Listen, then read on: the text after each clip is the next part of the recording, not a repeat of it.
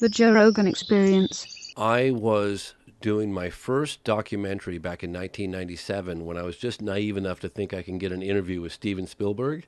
We had a mutual friend involved, this woman, Janet, and she gets back to me and she's like, yeah, so Spielberg's definitely not going to meet with you, but he knows you're working on this UFO documentary. He thinks you should look into this landing case that happened in Africa at the school. And I said to myself at the time, and remind you guys that I was making a film on UFOs, and I dismissed it so quickly because I thought there's no way that a mass landing with the sheer volume of eyewitness testimony at a school in broad daylight could happen and the whole world not know about it. So I just walked away from that story for about 10 years. 10 years later, I'm doing an event at the National Press Club with Leslie Kean, who was part of the article in the New York Times that came out in 2017. And she introduced me to this guy, Randall Nickerson. And she's like, oh, he's working on this landing case in Africa. Long story short, he's working on a film now. I think it's coming out next year, specifically on just that case. Dan Farah is producing it. And he said, I'm working on the case, and if you want to do something with me on it, a small piece, I could. So I got back into it. I licensed some of the footage that Dr. John Mack, the Harvard psychiatrist that came and interviewed the school children on camera within a week of it happening. He unfortunately looked the wrong way in London, got run down by a car and died. So I contacted the Institute with the help of Randall Nickerson. I licensed the archival footage. We tracked down the witnesses today. We flew them in from all different corners of the world, brought them together. A lot of them were standing right next to each other. They came face to face, and one of the things I realized was that there were roughly 100 kids in the playground, broad daylight, aerial school, Rua, Zimbabwe, 1994, and they got within some of them within arm's length of these beings, and brought these witnesses together for the first time in 20 years. And a lot of them hadn't even told their significant others, just because they said they were tired of having to defend this. And I myself didn't believe it when I first heard about it back in 1997. And that segment of the film is the most, in my opinion, is the most powerful segment, because it's very compelling. You've got all these children saying what they saw on camera after it happened, and then you see them 20 years later, and then we go to Africa and we meet with the headmistress. She was a teacher at the time. We meet with other witnesses. We go to the landing site. We talk to people at the school.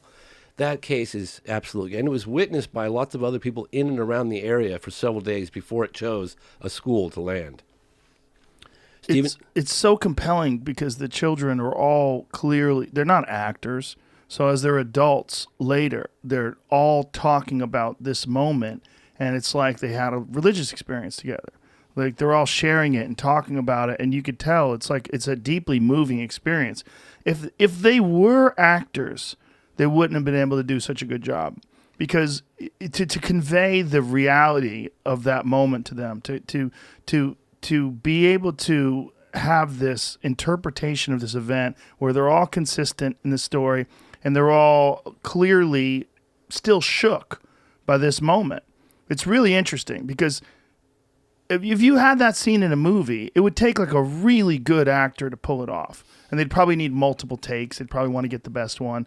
But those kids, the way they were talking about it and the way they were drawing it, you're like, wow, it really does seem like something happened to them. I know how credible that the testimony of the children is, because my partner, Rebecca, she's never had much of an interest in what I do, making documentaries on UFOs. I do other things as well, but when I was reviewing in the studio the archival interview of the children, she just dropped off a cup of coffee and she stopped and went, oh my God, those children are not lying. This is the most amazing thing I've ever seen. Because look, I ask your audience to don't take it from me.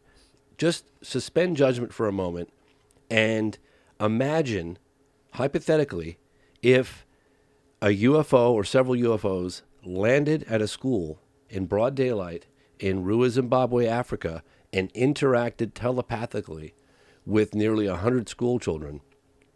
Not all of them had telepathic, but seen the incident. How significant of a story would you give that? Well, not only that, they had the same message. Yes. What the telepathic message was that technology is a real problem. Yes. And there's things that people are doing with technology that are going to ruin the earth. Yes. And they were trying to relay this to children, which is very strange. Yes. You know, Yes. I mean, maybe they just thought, they were adults because they were the same size as the aliens? I mean, do you think they knew that they were children? Do you think they understood that it was a school? I mean, this is all speculation, right? But no, I definitely had to ask myself, look, during the production of the film, Paula Harris actually turned me on to another landing case that happened in Australia in 1966 at a school. And this time there were roughly 300 witnesses that saw a disc land right outside a playground in Australia. And we went to Australia and investigated that case, went to the landing site, talked to eyewitness testimony, people that jumped the fence at the school playground and ran over to where this thing landed. And then we even interviewed a guy who snapped a photograph of a disc, a Polaroid, back in 1966, 2 days prior to the incident. So it's very probably that we have photographic evidence, we have eyewitness testimony, and for the first time we've got testimony from a science teacher. So why do these things land at schools? It seems like, and I'm just totally speculating here, but it seems like if I were going to do that, it seems like a pretty benign environment.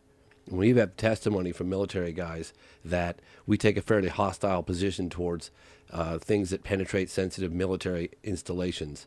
And, so maybe, I'm just saying maybe It's safe. Maybe it's safe. Maybe but it's we safe. have to stop reacting to intrusions by UFOs as a threat. I mean, that's the whole thing behind this new task force. And as much as I respect, the task force, my colleagues and I want to cooperate with them to the extent that we can bring information or resources to what they do. But there is more. This should not be looked at specifically as a threat. I mean, with the phenomena that we observe, I mean, if they wanted to blow up those F-18s, they could do it, okay?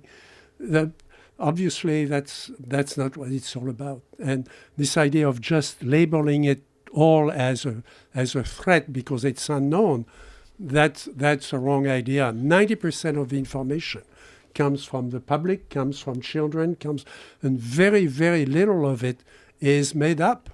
In France, I mean, the data we get, at the French Space Agency comes through channels where if people reported something that's found to be untrue, they're going to be called by the police. Catch new episodes of the Joe Rogan Experience for free only on Spotify. Watch back catalog JRE videos on Spotify, including clips. Easily, seamlessly switch between video and audio experience. On Spotify, you can listen to the JRE in the background while using other apps and can download episodes to save on data cost, all for free. Spotify is absolutely free. You don't have to have a premium account to watch new JRE episodes. You just need to search for the JRE on your Spotify app. Go to Spotify now to get this full episode of the Joe Rogan Experience.